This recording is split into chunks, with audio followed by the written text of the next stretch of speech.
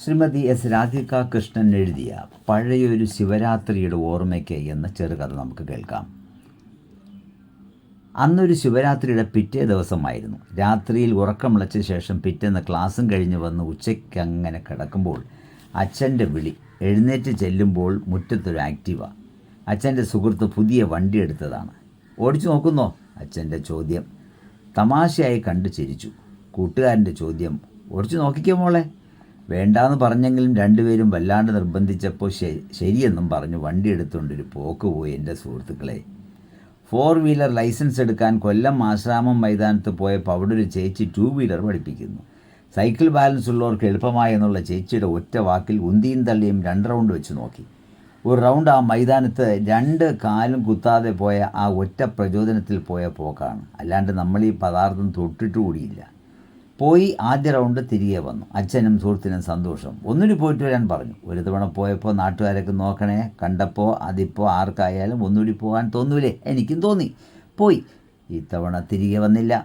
ഒരു പോസ്റ്റും ആക്റ്റീവയും തമ്മിലുണ്ടായ കർഷണം മൂലം ഞാനിത്തിരി ലേറ്റായി. അല്ലെങ്കിലും ഈ പൊതു തത്വങ്ങൾ നമ്മൾ പരീക്ഷണത്തിൽ കൂടി മനസ്സിലാക്കേണ്ട ഒന്നാണ്. ആദ്യമായി വണ്ടി ഓടിക്കുന്നവർക്ക് ആക്സിലറേറ്റർ കൂട്ടിക്കൊടുക്കുന്നത് ഒരു ശീലമാണല്ലോ. വണ്ടി ഒന്ന് തിരിക്കാൻ നോക്കി, തിരിഞ്ഞില്ല. ആരെങ്കിലും കാണും മുൻപ് ഈ സാധനം ഒന്ന് തിരിഞ്ഞു കിട്ടിയെങ്കിലെന്ന് വണ്ടി പരമ്പര ദൈവങ്ങളെ മനസ്സിൽ വിചാരിച്ചൊരു തിരിച്ചു. തിരിയും പിരിയും ഒരുമിച്ച് നടന്നു. വണ്ടി എന്നോടുള്ള കൂട്ടുവിട്ട് ഒറ്റ പോക്ക് നേരെ പോസ്റ്റിലേക്ക്. എന്തായാലും ആ മാമന് ഭാഗ്യമുള്ളതുകൊണ്ട് വണ്ടിയുടെ വീലാണ് പോസ്റ്റിലിടിച്ചത്. ഇല്ലായിരുന്നാൽ ഇളകിയതും ഞണങ്ങിയതും എല്ലാം എടുത്തുകൊണ്ട് വീട് പിടിക്കേണ്ടി വന്നേനെ.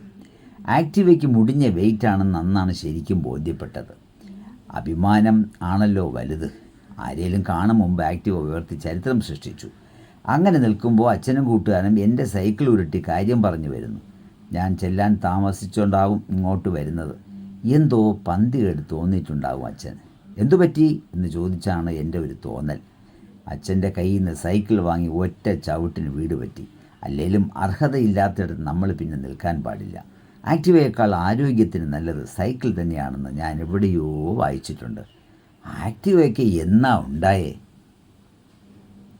അടുത്ത ശിവരാത്രി ആയപ്പോഴേക്കും വീട്ടിൽ 2 വീലറായി അമ്മയ്ക്കൊരു മോഹം. എൻ്റെ കൂടെ തിരുവാറ്റ ശിവക്ഷേത്രത്തിൽ പോകണം. പോയി. തിരികെ വരുമ്പോൾ വഴിതെറ്റി. അമ്മയെയും വണ്ടിയിൽ വെച്ച് തിരിച്ചതാണ്. അല്ലെങ്കിലും ഈ തിരിയാണ് നമ്മുടെ ശത്രു. എൻ്റെ നീളക്കൂടുതൽ കൊണ്ട് റോഡിന് വണ്ടി സൈഡിലേക്ക് ഇറങ്ങിയപ്പോൾ കാലെത്തിയില്ല. ഞാനും വണ്ടിയും തമ്മിലുള്ള ബന്ധം വിച്ഛേദിക്കപ്പെട്ടു. അമ്മയും വണ്ടിയും ദേ പോണു. ഞാനെന്ത് ചെയ്യാനാണ്? വണ്ടിയും അമ്മയും പറഞ്ഞു. അമ്മ പക്ഷെ ചാടി എണീറ്റു. എനിക്ക് നീളക്കൂടുതലായതുകൊണ്ട് റോഡിലിരുന്ന കാല് നിലത്തും ഓപ്പോസിറ്റ് കാല് എയറിലുമായി പോയി. അതുകൊണ്ട് വണ്ടീൻ്റെ കാൽ ചൂട്ടിൽ പോയത് ഞാൻ മനസ്സാവാച അറിഞ്ഞില്ല. ആരൊക്കെയോ വന്നു സഹായിച്ചു. വണ്ടി ഉയർത്തി. തിരികെ എങ്ങനെ വീട് പറ്റാനാണ്? വിറച്ചിട്ട് വയ്യ. വണ്ടിയുടെ ഒരു സൈഡിൽ ബ്രേക്ക് പോയി. എന്നാലും പോകുന്നതെന്ന് കുഴപ്പമൊന്നുമില്ല എന്നുള്ള ആ മാമൻ്റെ വാക്കുകൾ കേട്ട് അമ്മ ധൃതങ്ക പുളകിതയായി.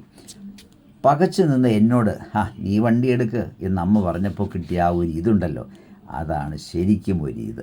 ആ ഇതപ്പോൾ കിട്ടിയില്ലായിരുന്നാൽ പിന്നെ ജീവിതത്തിൽ ഒരിക്കലും വണ്ടി ഓടിക്കാൻ തോന്നില്ലായിരുന്നു.